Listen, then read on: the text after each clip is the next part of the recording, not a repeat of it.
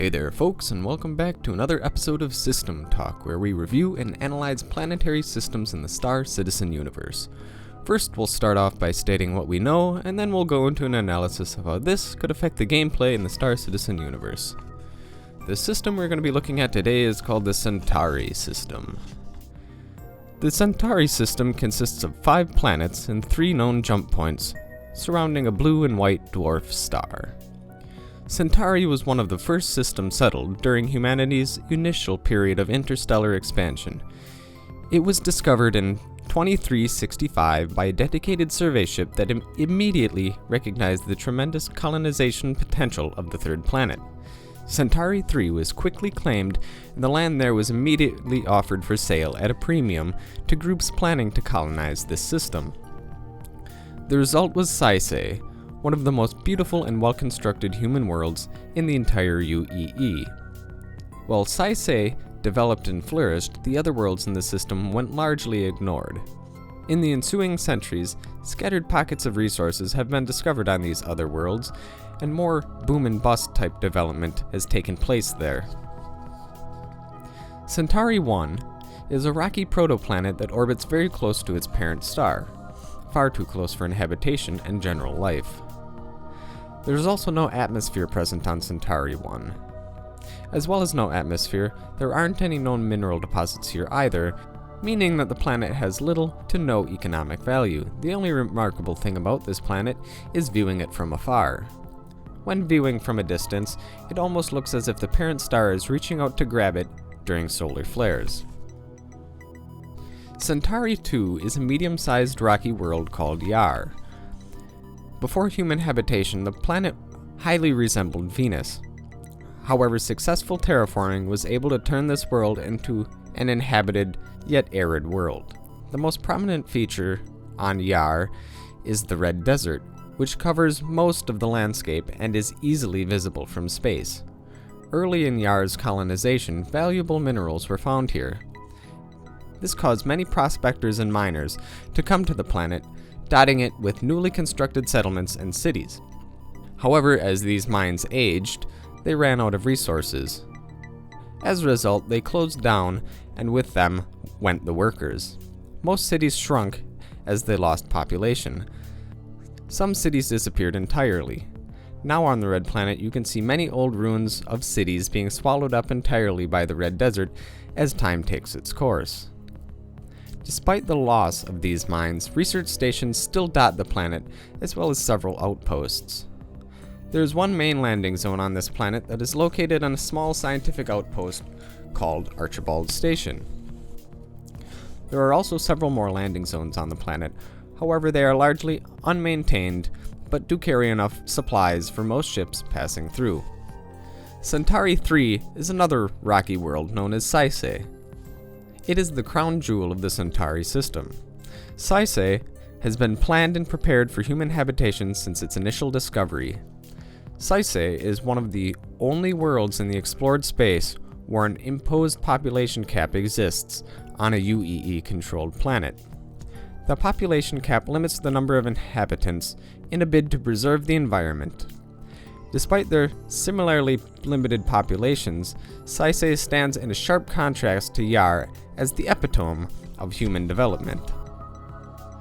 Centauri was first surveyed in 2365, and bids for Centauri 3 went on the market almost immediately. The winning group, A Just Colonial, consisted largely of Earthen Japan expatriates who carried over design foundations and other cultural memes from their homeland to the landfall on Fujin City. Saisei's own culture has veered in unique directions since this time, influenced by earthly tradition, but has become something completely unique. In addition to natural beauty, organic construction, and a limited population, Centauri is known as the headquarters of MISC, the ship concern responsible for much of the UEE's heavy vehicle traffic. Fujin City is the landing point for most visitors to Saisei. It boasts a fully automatic, high-volume landing zone called Saisei Landing Consortium. Personal hangars here are few and far between, with real estate everywhere on the world going for high UEC values.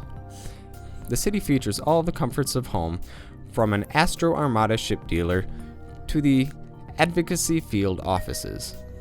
Downtown Fujin is home to the MISC corporate showroom, where visitors can see the latest Freelancer, Starfarer, and bulk transport hulls on display.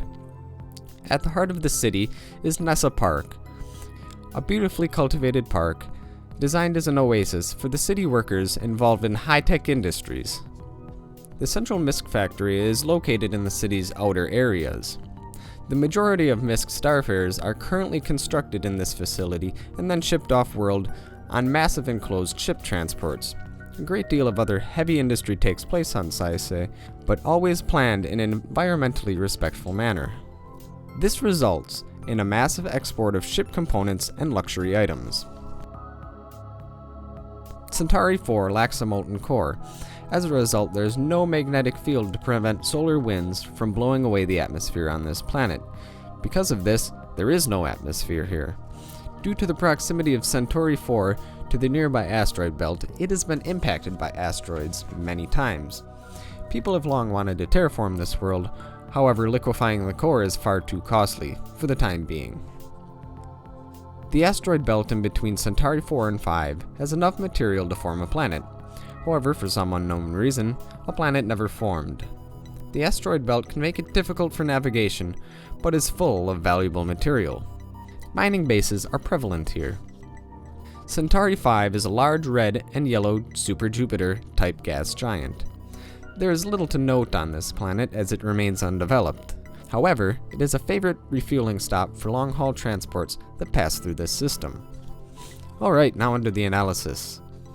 Centauri 1 is uninhabited and has no known minerals. This means there will be little to no economic value here. However, Centauri 2 may still export very limited quantities of raw materials if any of the mines are still open. But don't expect to make much, as the demand will be low if it exists at all. However, the small population on this planet and research stations will need food and general goods deliveries. As the population on this planet is fairly small, so will the demand. And because of this, don't expect to make much here either.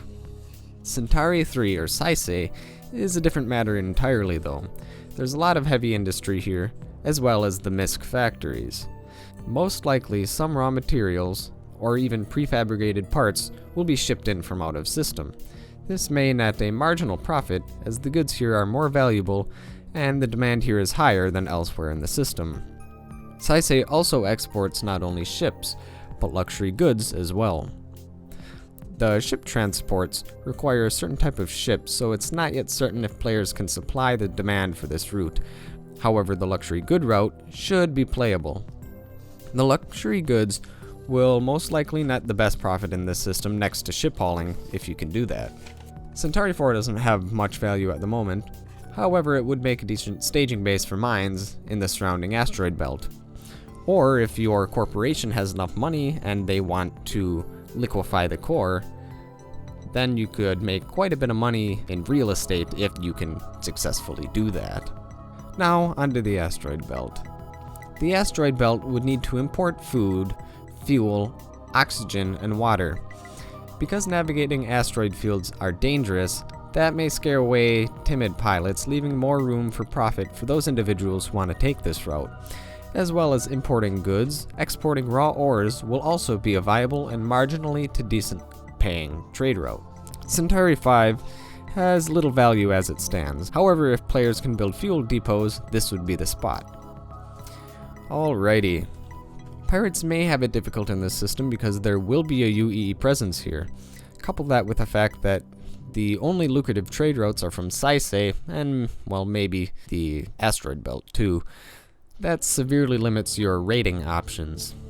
And if pirates do decide to take up residence here, it will be hard to make a living whilst avoiding patrols. However, Centauri 2 may offer a little bit of refuge as some of their landing zones are uncontrolled. And there won't be much work here for mercenaries here either, as the UEE forces will most likely handle most disputes and disturbances in this system. Salvage will be limited as well. However, some traders may fall victim to the navigational hazards on the asteroid. If salvagers decide to come to this system, the asteroid field may be where to look. Also, on Yar, they might be able to take a look at some of the abandoned cities and see what they can find. Okay, that's about it for this episode. Questions, comments, remarks, or suggestions? Make sure to leave them in the comment section below. Alright, thank you guys for watching. I will see you next time.